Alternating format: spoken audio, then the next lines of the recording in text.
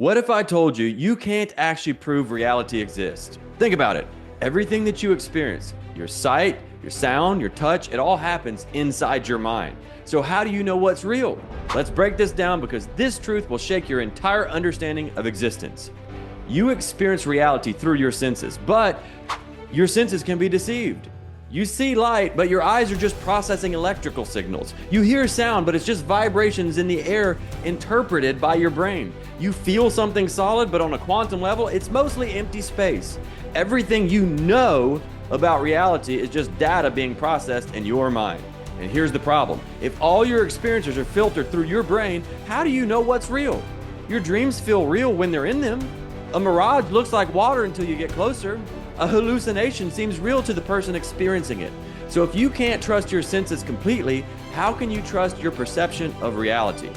That's why Proverbs 3 says, "Trust in the Lord with all your heart and lean not on your own understanding. In all your ways submit to him and he will make your path straight." It tells you to seek truth because truth is beyond perception.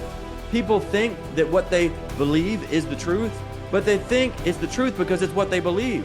And the fact of that is that what you believe to be true is true for you, even if it's bullshit. And you can make something not real more real than real. Have you ever thought something really bad happened and had the full-on experience as if it did, only to find out later that it never happened?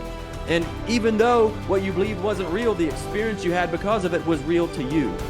Proverbs 14:12 says, "There's a way that appears to be right, but in the end it leads to death." Why? Because we were born into a completely upside down, backwards, false reality. We were all born into sin.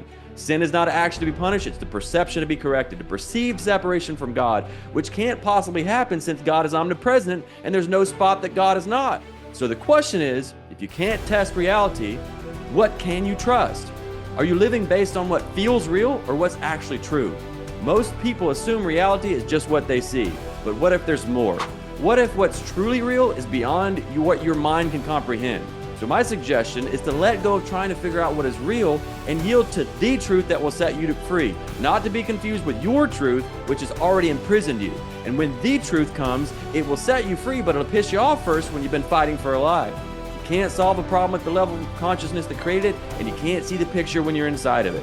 That's why the way, the truth, and the life entered into our world of sin, our false perspectives, in the form of Jesus Christ. And he knew that just him showing up wasn't enough. He also had to leave and give his spirit to guide us back home. And he specifically said we must walk home by faith, not by sight, because we've already discussed that our sight will most definitely deceive us. We don't see the world as it is. We see the world as we are.